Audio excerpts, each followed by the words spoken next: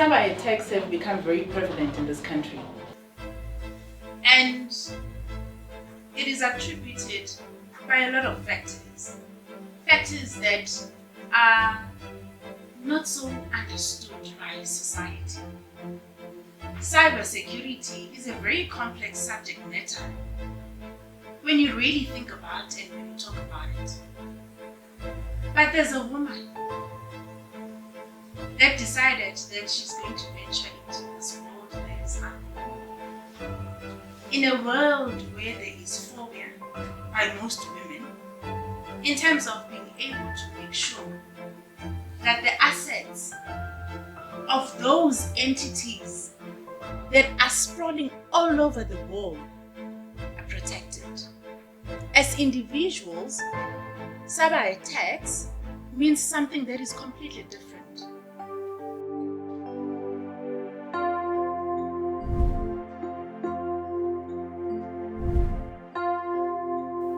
The loss, the financial impact, your identity, the theft of that identity says a lot.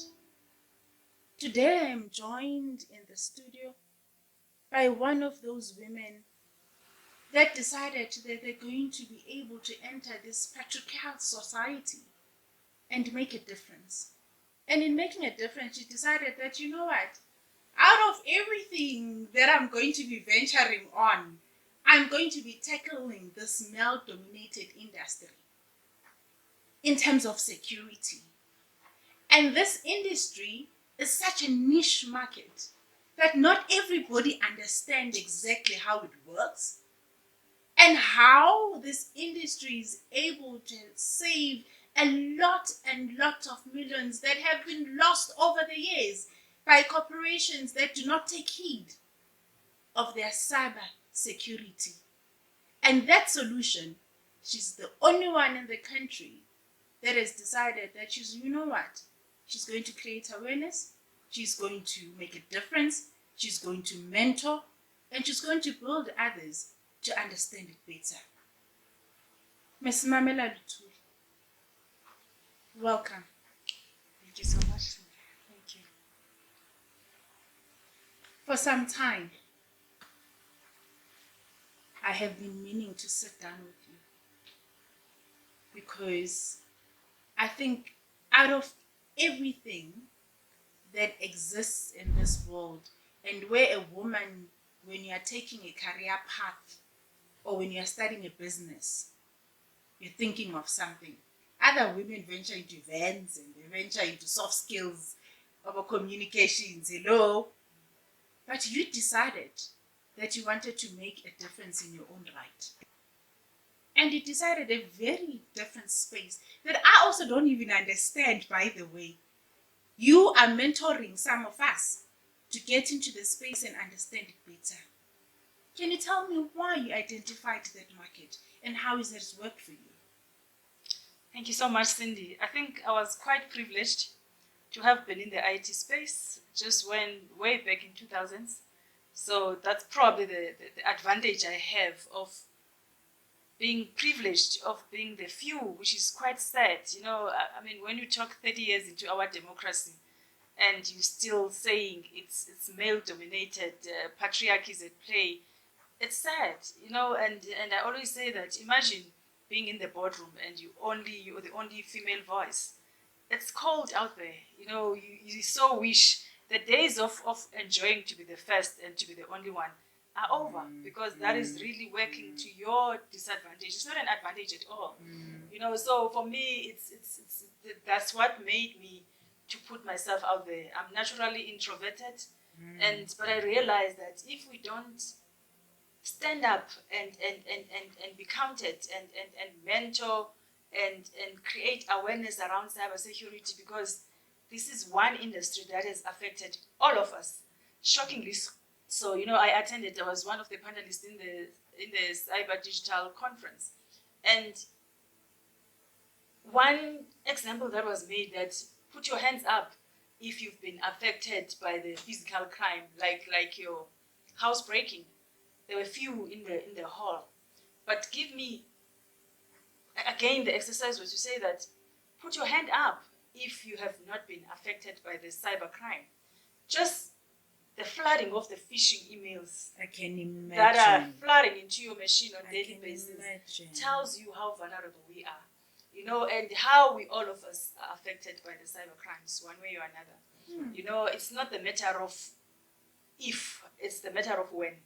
So it's a very, very critical aspect of the digital economy, you know, because any digital strategy has to be embedded with a cybersecurity strategy. And it's really not an operational issue, it is a strategic issue that must be tackled at a board level and at a senior management level, the issue of the cybercrime. So it's a burning issue, and it shows you all the research is pointing to one direction, that it's really one of the biggest crimes that are happening in our lifetimes. The World Economic Forum has flagged it as the top 5 threats worldwide. Sure. You know, and South Africa is on the top 10 of that. Sure. So it's a walking time bomb. It's affecting all of us, not just businesses. As individuals, it's hitting in the pockets. I don't know how many people have been hit by the scams where they say put in your PIN code, put in your details. By the time you open your eyes, the money is gone in your bank. You know, come October, it's Black Fridays. You know, that's a scam. And people are losing money on that. And it's really nothing else but cyber crimes. So let's go back. ABC, cybersecurity. For somebody that does not understand the subject matter, you know, as you had indicated, that it actually affects everybody, whether a business, whether a person. But if you had to explain to a layman person to say cybersecurity, what are we talking about? So we're talking about the security of the digital platforms, talking about your phone, talking about your connectivity in your house, from opening the gate in your yard to your cameras in your environment. That's all digital.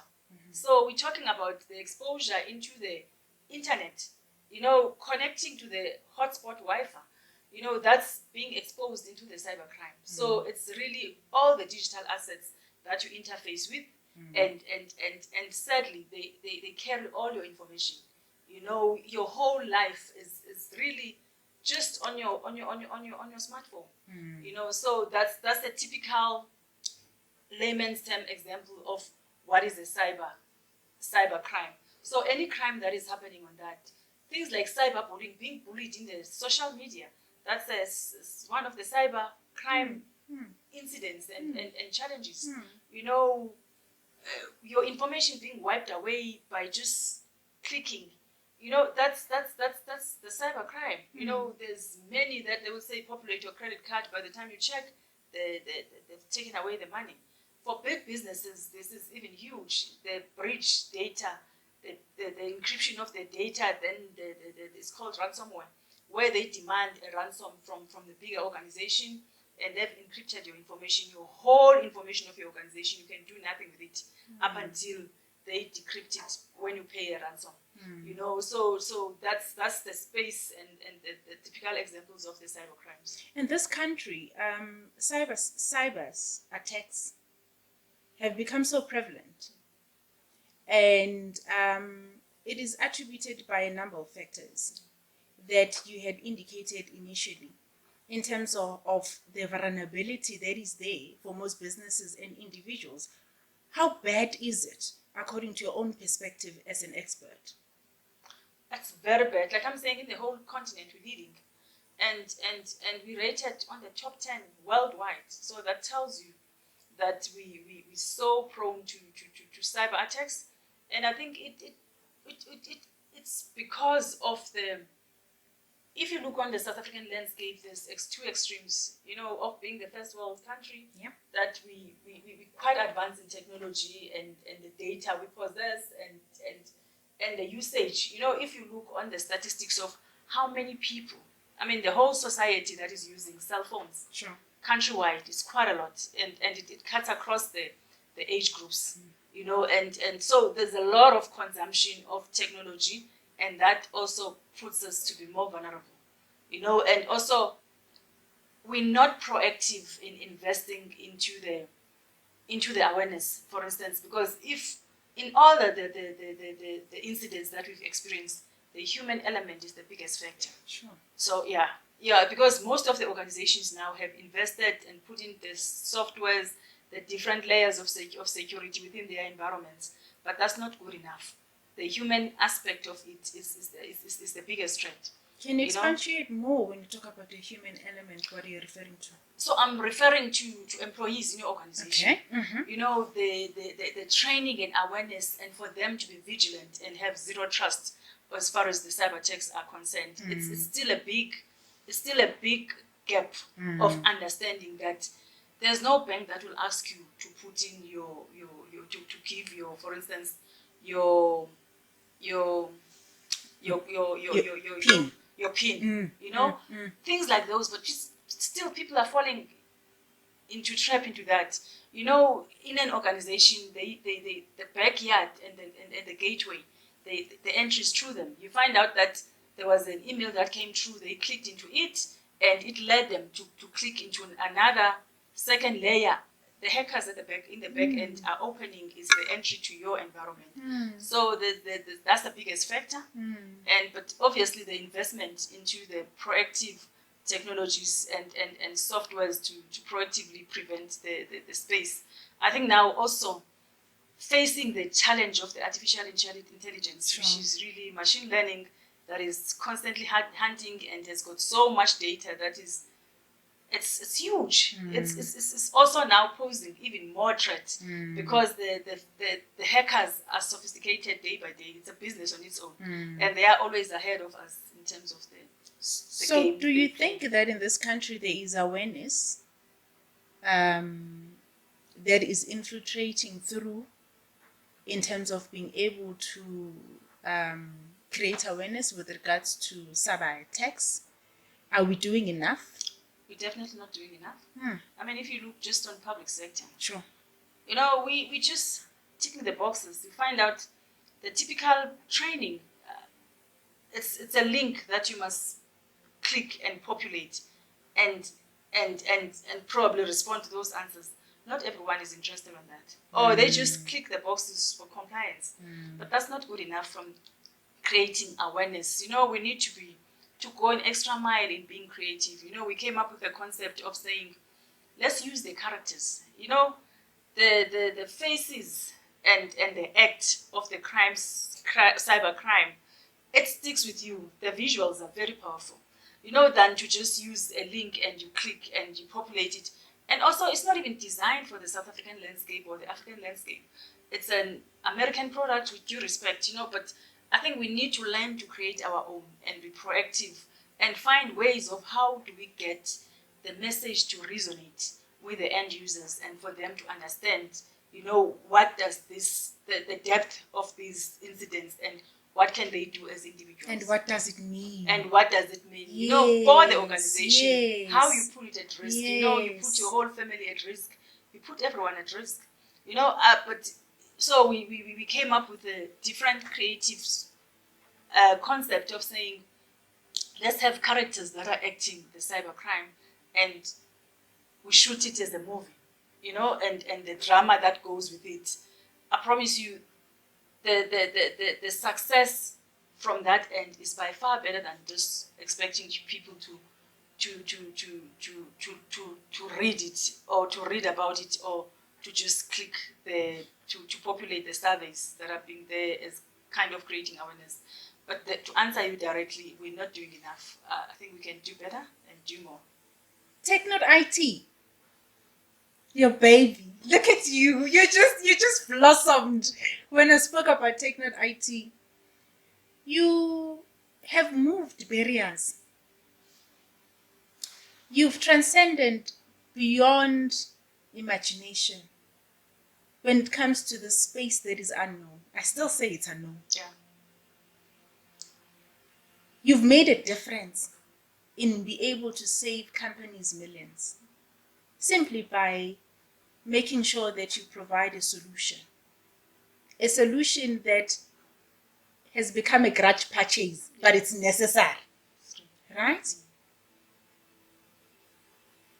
Your contribution in making sure that the protection of that aspect that you're talking about in the country, how has it been in terms of you being able to break barriers in those boardrooms?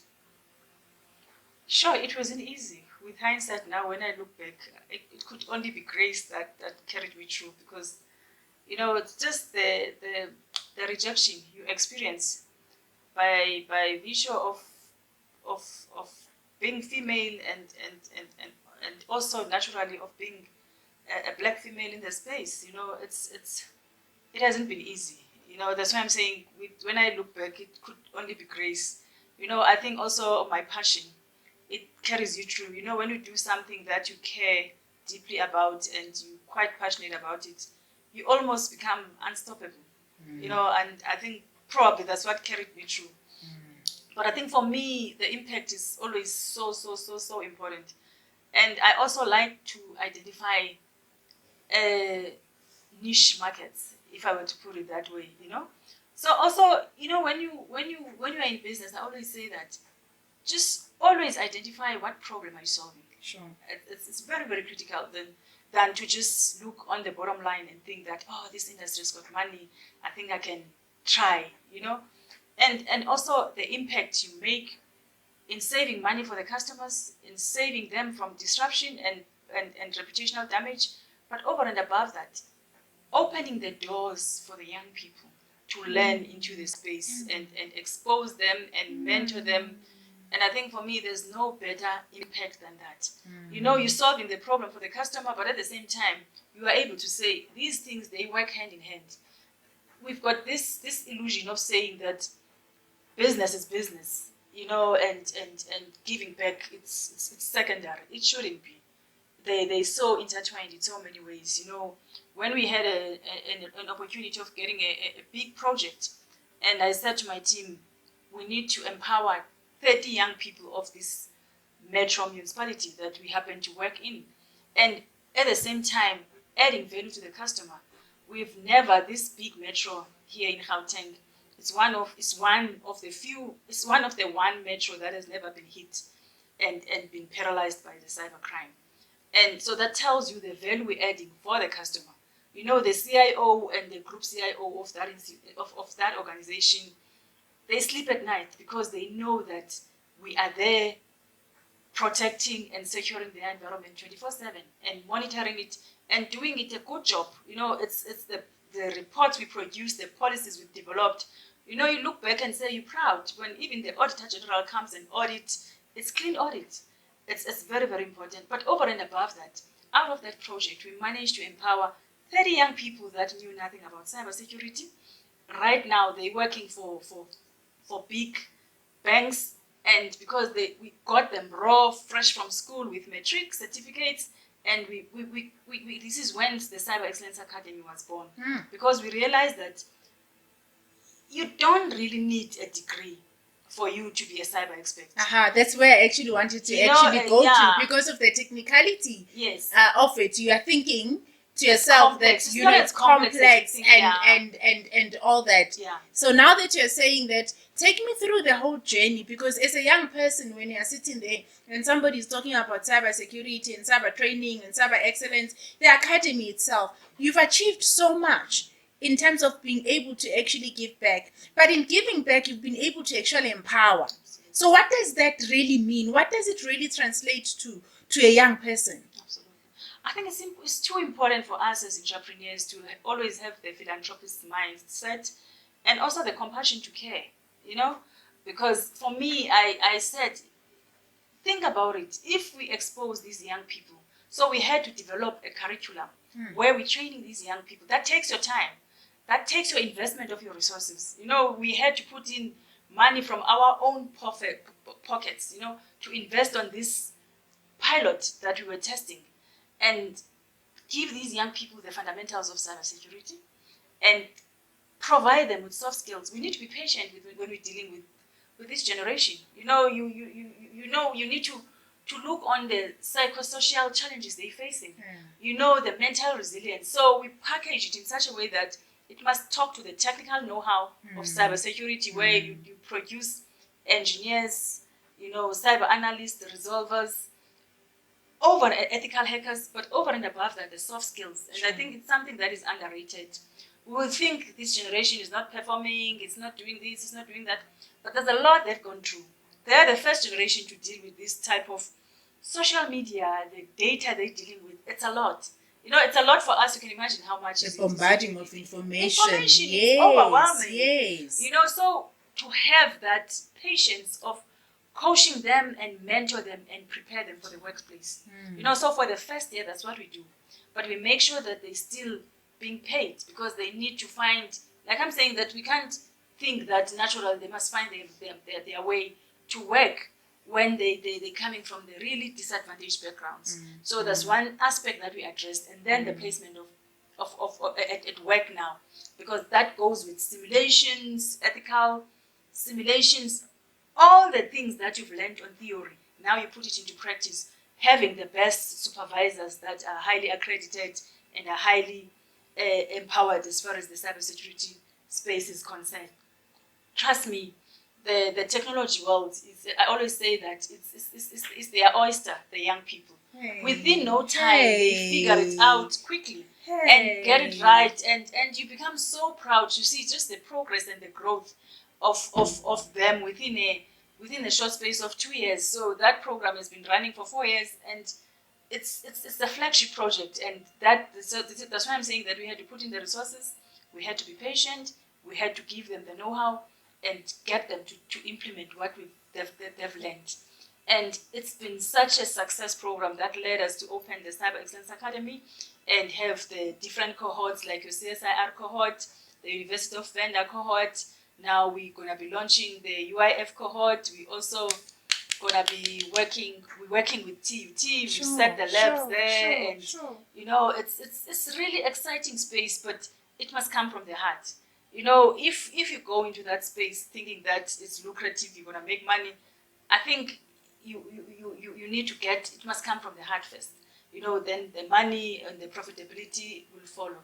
But that's very, very important for us to really. I always say that if you were to ask what is the small contribution that we can give to the next generation, is to really share knowledge, mentor them, but most of all, create the environment for them to thrive by providing employment for them. There are many graduates that are walking around not employed, not even getting the exposure to work. So that's I think we owe it to this generation and the next generation to come. Mamela, a businesswoman of note, a mentor, a mother. You have made an indelible mark to a lot of people's lives, including mine sitting here. And I'll tell you why. Sometimes you meet people in life that sees beyond what you can see. Sometimes you meet people in life that, although they're entering you into a certain space, they gravitate you towards something that you can realize that you can reach your fullest potential. And sometimes you don't tell a person once a person is alive. You say it when a person sometimes is not there. The reason why I believe that certain people, their businesses have become a success is because they've been able to combine certain elements that most of people do not have. So I want to understand who's Mamela. And I want to understand what sets Mamela apart from the others. Wow, Cindy, that's such a difficult question. I think out of all the titles I hold, I think being a mother is one of those things. As you know, in the office they call me mums, and I love being called mums because, my spiritual master says that if you can master one thing in life, of being the mother to the world. That sounds big and not achievable and far-fetched, and he's saying you're just starting in a smaller scale, but and in so many ways, like when you wake up every day. And by just thinking about women, about people, human beings, and bless them, and that you might think it's a small thing, but when I think of you, I must have a smile on my face and say, oh God, please bless Cindy. That is being a mother to the world. We think we have to do big things to really add value into people's lives. If you come across some stranger, by just giving them a smile, or you see someone beautiful, you just compliment them and say, you look beautiful. You don't know what it does to that person, and you don't know what they're going through, but you will be speaking the truth.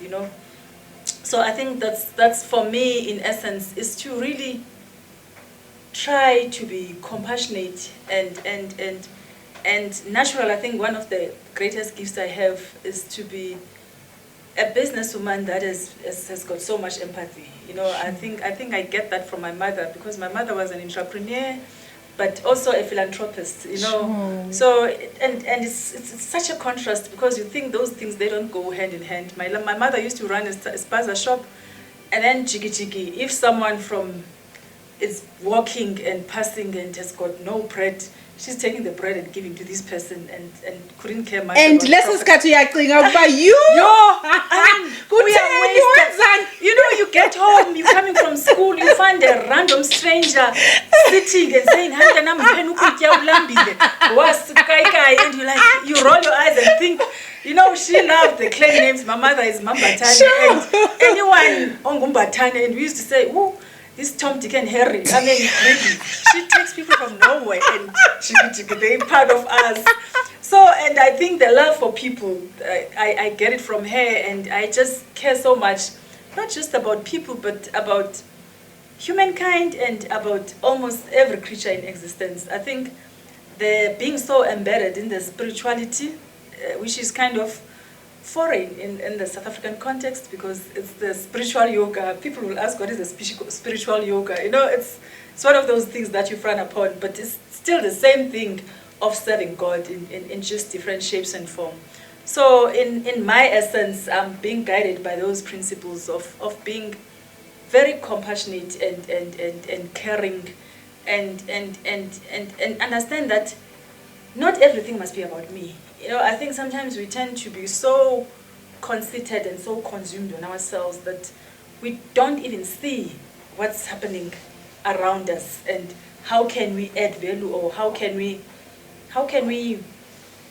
without giving money sometimes, because sometimes everything we reduce into money. Sure. But there are so many ways of supporting and being intentional. For me, anything that has got to do with supporting Oh my goodness. a female initiative. Oh my goodness. I just jumped my in. goodness. And funny enough, coincidental, when I came here, I got dressed by a lady by the name of Zine. She's running a stylish workshop. Oh my goodness. And I was smiling. And she thinking, did a perfect job, by thank the you. way. Thank you so much. She did a perfect job, by the way. But it's all about being intentional. From the Yes. hairdresser to anything I consume, I start with women to say, what's the women venture that is there? Or if someone is selling something, even if I know I'm not going to use it, I can give it to a gift to someone else, but support that person. It's I think for me, that's there. Without you being, we kind of wait and think, I need to have millions to be able to support. The universe doesn't work like that. There are so many ways to inspire and support one another, and most of all, care and just see what you can do in your smaller corner. I mean, with what you're doing now, this is a big thing, being exposed into this platform at no cost. You've incurring all these costs, but you're still promoting us as women. How much of a bigger impact is that? And I think for us, we think making impact is about waiting to have millions and make big things and stand in the podium and do all of that. No, you do it on a daily basis, and make sure that in your small corner, and there is a small contribution that you give to humankind. So there's a technical part of what you do, and which is the one that we're talking about in terms of the subject matter. There is this philanthropist there is this giver. And those two worlds, don't they collide at some point? Because you are a businesswoman in your own right. And you believe you are working with society that still don't take women serious. Can we just be honest? Of course. At the same time, you are there, you are saying that I need to empower and make a difference. How do you now channel your mind from talking technical issues, where you know that you are saving organizations millions of rands, and individuals that needs to be enlightened and empowered, and awareness is raised on being able to be careful with their data, to being you, Umamela? How do you now able to interface those two? Is it like different personalities? Kuba uyavuka uthi, "Jo Thixo, ndiye office ndiye boardroom." Not really. Ndiye office ndiye boardroom. Must wear another mask, yeah. Uyayibona. And then mawusuka lapho uthi Cindy, you know. You know that I'm really interested, because you see, in the world of business, you become too nice, Yeah. you're weak. Of course, yeah. You become stern. I'm not gonna say hard. You become stern. Yeah. Yeah. Yeah. Good Yes, one. You know that. Yeah. So can we just be honest and not even beat around the bush? Because you're right, you are heading an entity that is very profitable. Yeah. And you are successful. Yeah. Can we just put it out there? You are a very successful businesswoman and very savvy. And that you can be able to sit with men in their boardrooms and tell them 1, 2, 3 Yeah. that they don't even know. Yeah. But how do you really do it? I think for me, it's all about truth. You know, if you show up with the truth and authenticity, not for anybody else but for yourself. You know, if I think I was quite privileged to learn that very early in life. You know, I read this book, The 4 Agreements. You know, the 4 agreements you make with yourself, and this is how you show up. You don't have to change anything, because, like you rightly so, you know, how do you get to be heard? Yes. As a female leader? Yes. You know, yes. because there are instances where, and the system and the environment is kind of pushing you to scream as a woman for you to be heard. Let's put it out Can there. we talk about Yeah, that? of course, Yes, because can we really talk they about say that? all the words that we bipolar, we what. No, that's what is said about women leaders. You know what I mean? And the reality is that Alil. I tell and the reality is that the system is not designed for us. So as long as we don't redesign the system to suit us as female leaders, we're gonna face those challenges. Do you get what I mean? So it's the space we have to navigate. I mean, I'm everything. That's why I'm saying I'm showing up as myself. Thank you. You know, I won't play holy that sometimes I don't lose it and just say, I can't take it. Can you please just do it? There are times like that. You know what I mean? But as long as you know that it's the truth. Sure. It's not personal. It's, you know, it's about getting things done. You know, like for me, everyone that has worked with me, they know that you don't impress me by trying to suck up on me and being, just get things done. You know, once you create that culture of getting things done, then the whole environment becomes different, because now there's no need for the friction. You know what I mean? It eliminates the friction, because now no one is just playing games. We're all showing up and adding value and doing what needs to be done. You know, I think Obama said it so well that with young people, if you want to be positioned on any organization, it's when you're given a task.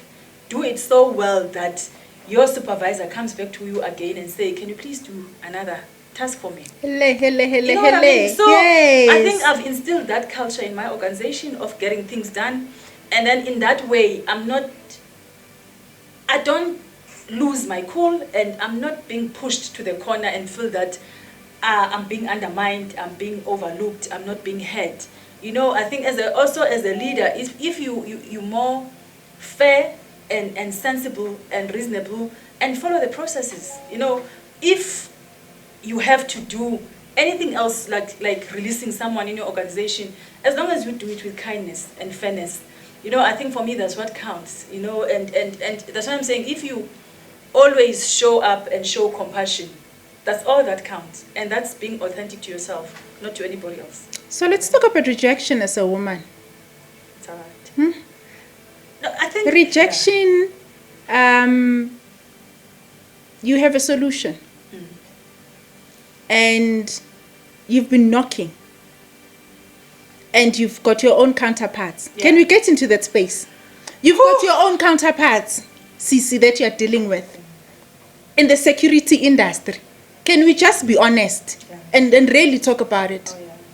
No, And people come in and don't even understand the solution. They believe they're in competition. I think that's the story of my life, Cindy. The biasness that is out there, it's outrageous, it's shocking, it's glaringly on your face. And I mean, you even see it with how the biasness in the algorithm. Yes. It's you can see it was written by a male, favoring male-dominated space. That's why I was saying that as long as we don't work towards redesigning the system itself, I know it's going to take generations to correct it, but I think just to create that awareness that this space is not favorable to us. Especially like you're saying, the security industry, the patriarchy that is out there, it's beyond, and that's what all of us, we need to really not stop talking about it, because the data is not lying. The numbers are there. There's just no women. If they're there, they're being squashed to the corner. I tell you, for me, I don't know how I survived, because on any big contracts, I'm being overlooked. I have to prove myself 20 times for them to buy from me. If you go to the private sector, I need to do a POC with no cost, just to show that this is such a good story to tell. Can you prove it that this thing is working?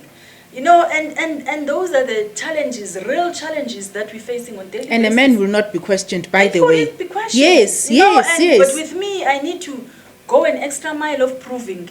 And that is taking from my resources to say, okay, I'm willing to put the POC to prove my concept at my cost.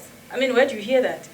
Others, they get the POC to be, not even POC, they're just being given projects. When I was interviewed by Vusite Megwayo, he looked into my business and he said, Cici, I'm so sorry, but I have to tell you this. Your story is too good to be true.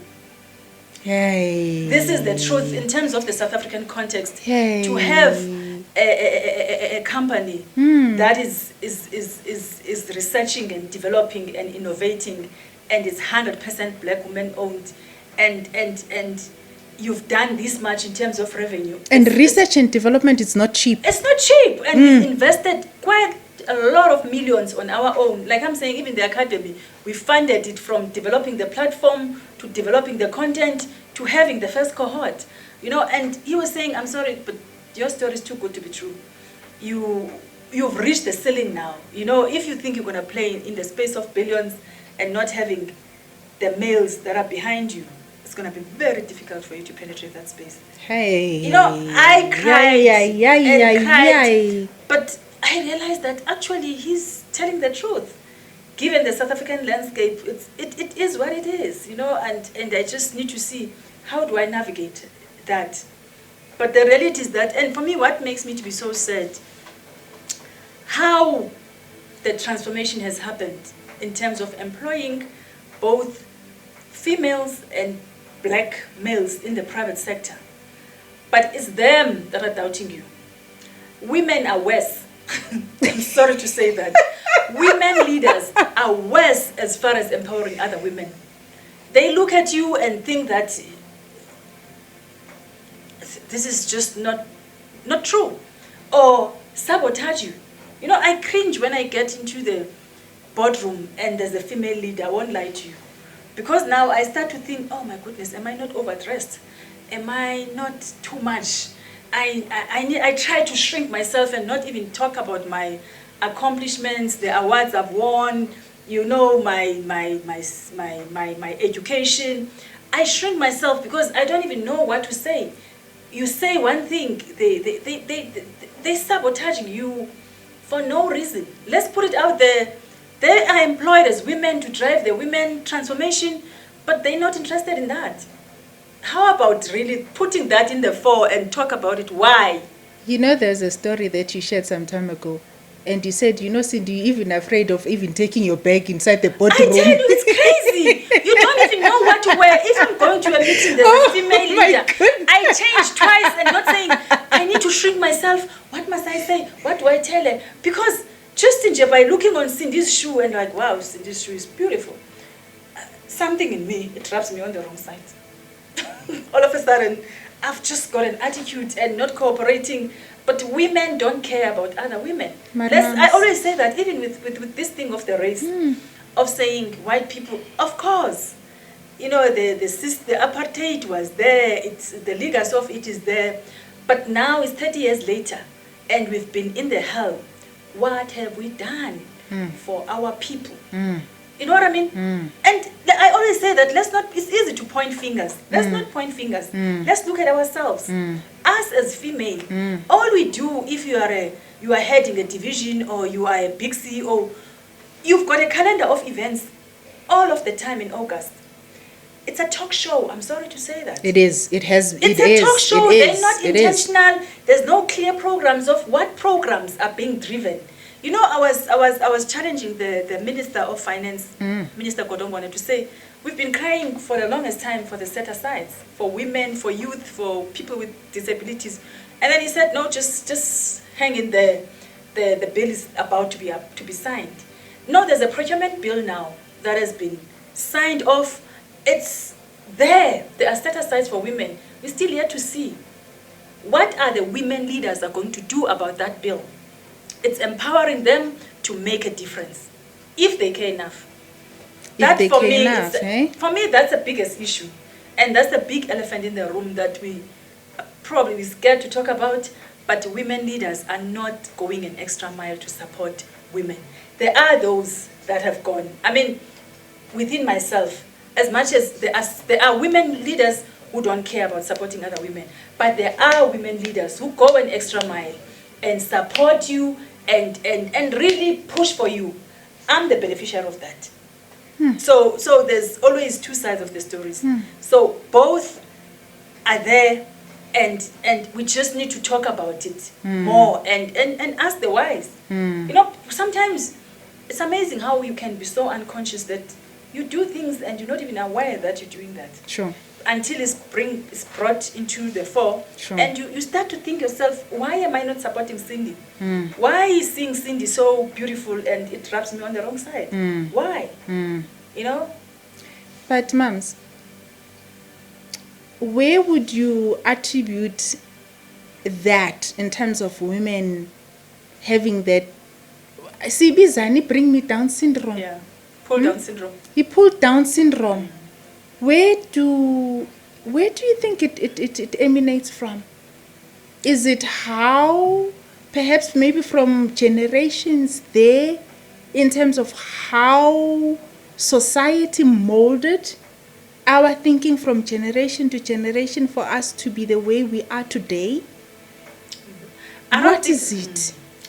I really don't know, Cindy, where it emanates from. But Sure. I can tell you now, if you look on women in the villages, there's always been a cohesion and the sisterhood and the love. Just look back now, going back to the fundamentals in the villages, you find women working in the field. It's a group of women together. And I think, so it's difficult to say it's generational. I don't know. But all I can tell you, I think right now, because the competition of wanting to be better than you, I'm first, I'm better than so-and-so, I've got so much, probably it's what is driving it. I don't know. Competition probably could be that. I don't know. It's one of the studies that needs to be conducted, and we talk about it and we debate it as to why. I really don't have the answer for why. Are we talking about a state of feeling that there is deprivation in terms of us as women, that maybe because maybe women were deprived before of certain things, that inherently you would find that there are things such as these that are actually happening, and that, mamela ngubani. Yeah, I don't know. So like I'm saying that I think probably research needs to be done on that end. But now, across the genders and the race, if you move from the premise of scarcity, I think that's also another aspect as on us as human elements. I mean, as humans, is the scarcity mentality. And I mean, in Bible all of the time, God created this for all of us. Sure. And we live in abundance. I think for me that's one of the reasons why I'm generous. It's because, like, my mother would take the last cent and give it to people that are disadvantaged, because she had the abundance mentality. And she will tell you, my son, she will tell me all of the time that you will never run out. Just please understand that. We all live in abundance. And that is so true. Till to date, I've never run out of anything I want. You know what I mean? I think if we can probably be conscious of that the Creator created everything for us and for all of us. And, it's in abundance. That's why sharing is so important. I think there's the scarcity mentality, and also being deprived probably is contributing to that. I don't know. Future cybersecurity space. There was an incident where the public works lost over 300 million, right? CIPC was affected as well. Our credit bureau was affected as well. You can name by, there's a lot. Our banks as well. Individuals on a daily basis are experiencing that. There is also this thing, Pela, kuba kuthiwani, women become lonely and they surf the net. And then your pension is gone. and your pension is gone. Yeah. We talk about this thing, which I'm trying to humanize this, because for us to be able to create awareness and educate others, we need to be able to talk about the day-to-day effect of this thing. The future. Where do you see this going? Technology is moving, things are evolving, and Tina, we are lagging behind. Where do you see the space of cybersecurity going forward? It's $1 billion space as we speak. So the future is bright as far as cybersecurity is concerned from the business opportunity perspective. So I always encourage people to say, look into that, from training to providing services. There's a lot of opportunities in that end. And like I started by saying that every digital strategy is embedded on cybersecurity. Sure. You cannot roll out any project without thinking about the security aspect of it. So that tells you that the opportunities are endless. It's really about people to have the lenses to see those and seize those opportunities whilst they're still there.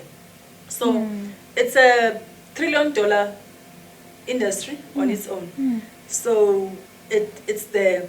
But on the dark side of it is that the losses are huge. Big corporates and they're losing millions on cybercrime. Is their biggest headache. If you go to financial institutions, they've got layers and layers and layers of security, because this is their biggest headache. Sure. And their priority. Sure. And they spend quite a lot of money. Sure. So it's really, even from the career point of view, when we talk of 4IR skills, it's one of the skills that are coming tops. If you've got a cybersecurity certificate and a degree, you're employable. The World Economic Forum is currently projecting that there's 10 million vacancies worldwide. 10 million? 10 million vacancies worldwide. Oh my goodness. But what are we doing as South Africa? We're not prioritizing and accelerating the training on this end Okay. to bridge that gap. Because now there's these vacancies, but the misalignment of the skills, the young people we're producing are not relevant for this huge demand of the 4IR skills. Sure. Yeah. Sure. So that tells you that the future is leaning towards the 4IR, and we must just be ready and have the agility of moving with speed and really accelerate the training and the upskilling of young people in the cyberspace and the 4IR skills. Take note, IT, future, Mamela, Madam Lutuli, future. Where do you see it? I think because we were quite privileged of having started way back 2007, we are in a privileged position, if I were to put it that way, that we've invested so much and the investment is paying back, be it on human resource, be it on research and development. We've got cutting edge technologies that are relevant, and also the beauty about South Africa is that it's warming up to really now to use technology. They're taking heat. Yeah, yes. yeah. No, they're taking lead from the continent. So the future is, I see it as bright, and also not just for us at Take Note, but for the youth of this country and the continent. You know, I always say that the leaders and the pioneers of technology, honestly, Africa must rise now and take its place, because we've got so much to offer. And I think the foundation has been laid. It's really now about us coming to the party. Government is trying, private sector is trying, but we just need to meet each other and drive and develop the right policies, the right frameworks. We've got the Cybercrime Act.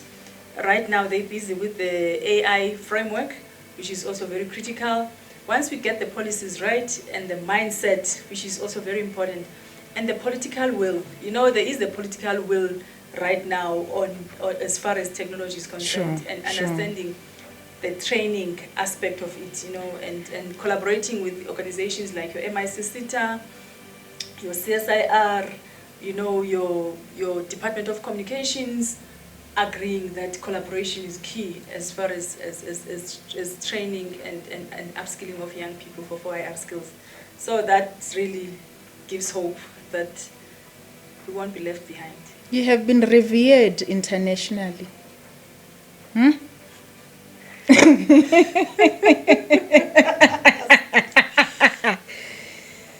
Every corner of the globe, when it comes to issue of cyber security, you are acknowledged. You have transcended beyond this continent to be able to be recognized. In this country itself, you've got far more international recognition than in this country. What does it say about you and the world, Sisi? Sure, I tell you, Cindy, it's humbling to just get all these recognitions, and all you do is to put your heart and soul into what you do and do it so well and get it done. You know, then the rest, the world will really rally behind you and be your oyster. You know, I think, like you saying that, you know, we've just opened offices in the state of Maryland, and being invited by the US, you know, to go and participate in one of their programs, and they give you the soft landing funding. And like you're saying, that it could only be God's grace, you know, the Middle East, the Dubai, and all these countries are recognizing and seeing all the efforts you put. You know, it's definitely not my own doing. You know, I pinch myself when they say all these things and think, I didn't know. You know. Obuya pintombazane ngiqalele kanje. You know, Obuya can just nje be in the global platform and owning the space, and I'm like, I don't know. It can only be God's grace, but it's pointing back to doing whatever you do. You know, my mother used to say that as long as you do your best on anything you do, you know, and this is what I tell my kids. When they come back and say, Mommy, I didn't get A, I say, as long as you've put in your heart and soul into it and you've given it your all, trust me, the universe will recognize you and they will see. You know, one thing about life, that's why at the beginning I said it's very, very important to stick to your truth and to be truthful and to be authentic on anything you do. The other door might close, but the other one will open. And the universe is really open for all of us to participate. Yes. And people with no biases will see that in you and recognize it. But it's still truly humbling and such a privilege and an honor, you know, to deal with your UN and deal with all these big organizations worldwide and being taken so seriously. You know, you have to show up and own the space. You know, we've been told to be modest, you know, and not own up our achievements or our efforts and successes. I think there's a thin line. I'm still learning to own up my success and say that, yeah, I know I've got MBAs, I've got this and that and that. It's still a struggle, but it's how we've been raised. And that also contributes to the sabotage we're experiencing, especially us as Black people and women in particular. Because, you know, there's such a thin line on how do you tell your story and not lying that, yes, I am running a successful business. I'm privileged enough to be able to afford things in life. And I think I'm worthy of these things and just own the space. It took me a while. And you worked hard for it, by the way. I've worked yes, hard. I've put a lot of effort. Yes. It took me a while to chest out and sit in the back like this, you know, before I'll go like, I don't know, I'm not sure. And I realized that actually this is a sabotage to myself. You know, why can't I show up and be who I am? You know, and yeah, it's part of growing up. I think once you are in your 40s, you also tend to be more comfortable and also know who you are. You know, before we kind of allow people to come up with all the narratives about us. And right now, without being arrogant, but I know who I am. I'm centered within myself, and I'm truly grateful for that revelation, you know, and that enlightenment as a female leader, you know. Your eyes talk life. Your eyes talk energy. Your eyes talk future. Your eyes talk about spiritual embeddedness. That journey. Do you think it is that journey that has contributed and shaped who Mamela is today as our parting shot? I know that it's not I think it is that journey. You know, I'm truly grateful that just when I turned 40, I discovered the spiritual path. It's been 7 years now of being in the spiritual path, spiritual yoga, doing my meditations every morning, doing my yoga postures, and really being in one with the creation and being in tune and really immersed myself into that space. It has changed me for the better. You know, firstly, I'm so rooted on who I am, and most of all, because I'm so authentic to myself. You know, used to say that truth sets you free. Anything I do is truthful. You know, it's really authentic. So I don't give because I have to show off to other people. Anything I do is coming from my heart. And I think, Cindy, that is underestimated on how much peace it brings to you, how much fulfillment, you know, how much satisfaction of life and joy. You know, when you're saying my eyes, they talk life, every morning I smile and say, I'm so grateful to be alive. You know, it's something that we don't understand, that being alive, it's it. You know, it's everything that we're living Yes, for. yes. It's being alive. Yes. You know, so I'm oozing life, exuberancing joy every day, because I wake up and say, oh, thank you, Lord. Oh my I'm goodness. alive. Oh You my know, anything goodness. else I can deal with, but as long as I'm still alive, I'm breathing. Oh my goodness. Yeah, no, so I always say to my kids as well, guys, thank you for choosing me as your mother. Oh. We are alive. You Oh know, my they know goodness. that's our line every morning we wake up. It's important. Life, it's all what we have. Nothing else, nothing more. Miss Lutuli, on that note, I would like to thank you for gracing us with your presence. Your aura itself says a lot. May you be blessed in abundance. May you carry on with the work that you are doing. May you improve the others' lives for the better. Because, as you said, your embeddedness in spirituality has made you to be able to thrive in all corners of what you do. Absolutely.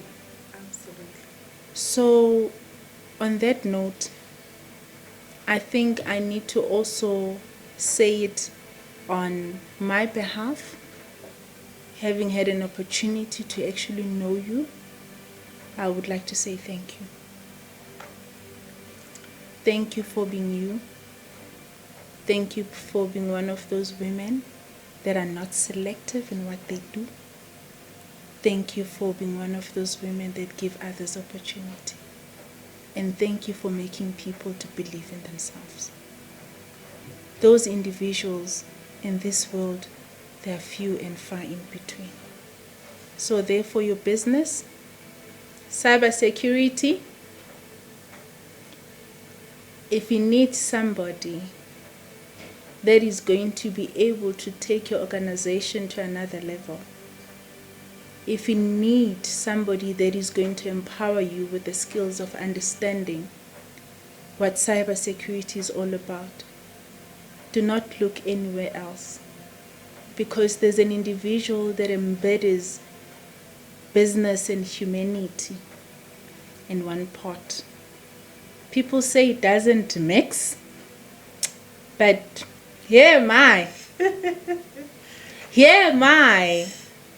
What an honor and what a privilege. If you haven't subscribed to this channel, please do so. Click, share, and like. And thank you for gracing us with your presence in this podcast. And I'm hoping that there is awareness that is being created with regards to the issue that this country is facing in businesses with regards to cyber attacks. But if you want to know more, www.technodeit.co.za. Miss Mamela Lutuli is here. We love you. Thank you.